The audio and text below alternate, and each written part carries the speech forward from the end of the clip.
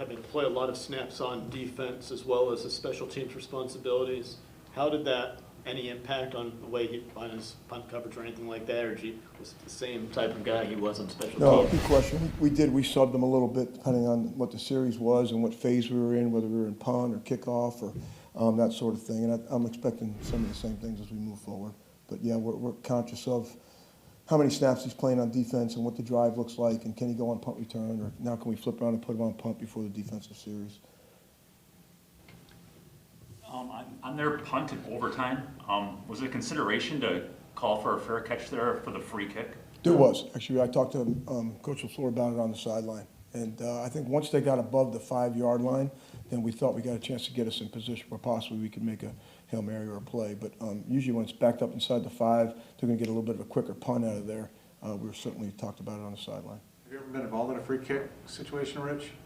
We actually, when we played Dallas, when I was at Dallas, we played Green Bay in the playoffs. I don't know if you remember, right before the half, Green Bay punted out of their end zone, and Beasley Fair caught the ball. We just thought we were going to try to do it in that situation. We just didn't think we could get it there right before the half. But that's the closest I've come besides practice. You know, how far could Mason hit one of those situations? Obviously, it's different because you can't rush and block and all that. Yeah, again, we would just have to see what happens when that situation comes up. We'd rather not kick a 70-yard field goal, if we could help it. Rich, what's the, in your opinion, the operation been like on the field goals, extra points? You got a rookie long snapper, you went through camp. Has it been pretty solid as far as we've been real happy with the operation times right now with all 3 of those guys. It's been a good battery. They work diligently at it over and over and over and over and over and over and over again. And so we hope that continues. Speaking of that, with Jack, if you watch pregame, I mean, there's always like you guys are hitting them, or not hitting them, but you're like simulating rushes and stuff. Is that something that you've always done?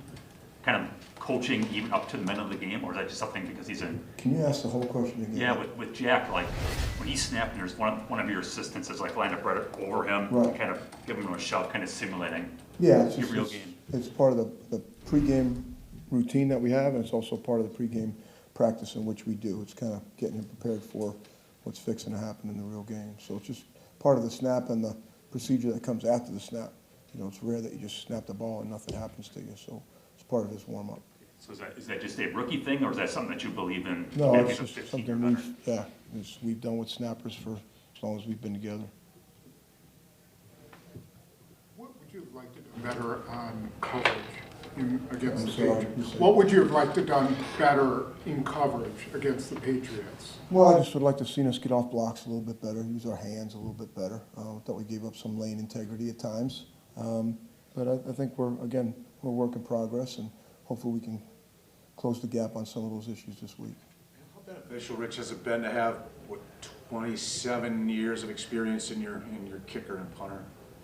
Yeah, I think anytime you could be with experienced players that have had a lot of situational football things come up, you always like to think it's to your advantage, and certainly it is with these 2 players that we have in Mason and with Pat. And then, Pat's also played in this division, and he's played in difficult weather situations too. And then, we start talking about, Dallin Levitt made a tremendous play on the second punt. They gave us that cat off the edge, and Dallin's been in the system long enough to know that he's got to go out there. And so anytime you can have experienced players that have been in critical situations, in critical games, they know how to react, they know how to respond.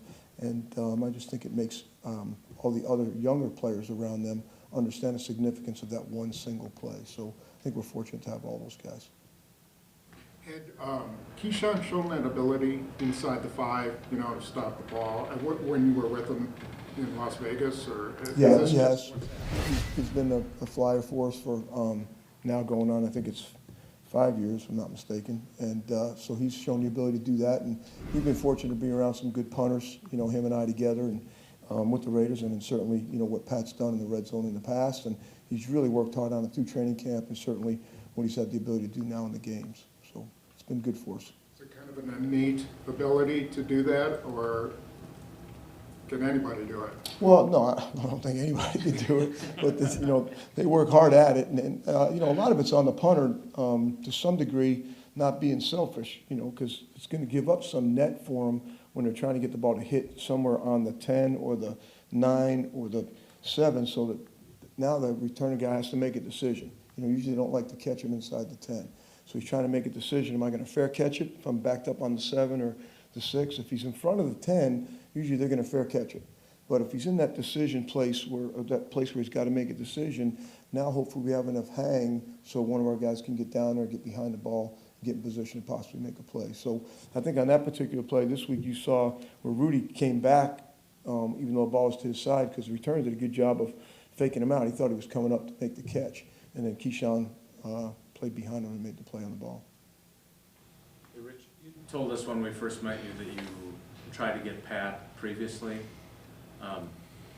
Has he been even better now that you've finally gotten to coach him and see him up close? Has he been even better than you anticipated to start this season? Well, I think, he's a pro's pro. I mean, he's in supreme physical condition. He's really a bright guy. He's into what we're trying to do. He's been a calming factor, I think, with his ability to hold for Mason, especially with a rookie snapper, So I think he's got a tremendous demeanor. And him and Mason and Jack have developed a common respect for each other's work and the way in which they go about their job. And I think what you've seen is some of the results of really the hard work that those three have put in. So I think he's exactly what I expected and then some, to be honest with you. You mentioned him having been in the division. The kid that was here last year, Bajorquez, started really strong leg, and then when the weather turned, his numbers did too. Does Pat's experience when you're talking about being in the division, does that make you more comfortable that he will kind of stay on this path, that the weather won't affect how your punt team looks? Yeah, I'd like to think so. The weather's going to affect everything. It affects obviously the quarterback, and the wind affects the quarterback and the kicker on kickoffs and the punter on punts and, what direction it's going in. So I think the weather's going to affect everything. But we're going to, again, hopefully the process takes us to a point in which we're going to play better and better each week, and then we'll hopefully play the weather to our advantage to some degree, the best we can. The one thing about, I don't care if you're playing extreme heat or if you're playing extreme cold, it's the same for both on game day, So I think it's just really something you have to respond to and deal with, and hopefully you end up on a better end of it. Will they let you in the stadium in London to kick before? That's a great question. I've been over there, I think this is my 5th time, and we haven't gone to the stadium to actually have a practice before, but I know the stadium is really all enclosed except for the top part. It's a beautiful facility. I know it'll be a sold-out crowd. The times we've been there, they're just, they're aching for football over there. And I think for, the Green Bay Packers to go to London and play the New York Football Giants, this will be a great experience for not only our fans, but certainly for a lot of our players. It's the first time. So I think we're looking forward to it. So you're not worried about the winds or anything there?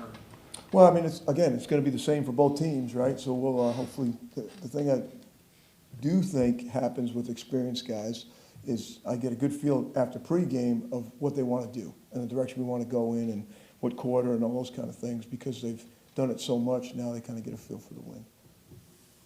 Rich, you mentioned Dalvin a second ago. I don't remember when it was, but you made a comment. When you get in the huddle with Aaron Rodgers, the hair stands up in the back of your neck, and the same with Dalvin and a special team. He, what, in terms of not just what he does in terms of fundamentals and doing his job right, but just him being in your special teams group. He kind of mixed it up a little bit with a couple of Patriots players on Sunday. What does he do for the group beyond just the pure football part of it? Yeah, I mean, he's that guy, right? He's the energizing bunny. He's the Tasmanian devil. He's just one of those guys that has a great sense of his job, has a great sense of his role and what he's being asked to do, and he plays in a way in which I think people respect, his work. He's an angry worker, but he's really a bright guy. Some of his things I think are probably calculated. He's well prepared. And I think the players, especially the younger players, they see that, how he prepares. And, he has to make a lot of calls in the meetings. So I think the guys get a certain level of comfort. I know Pat does, that he's going to put them in the right protection at the right time, and hopefully he can keep doing that. Does he piss guys off a little bit, too?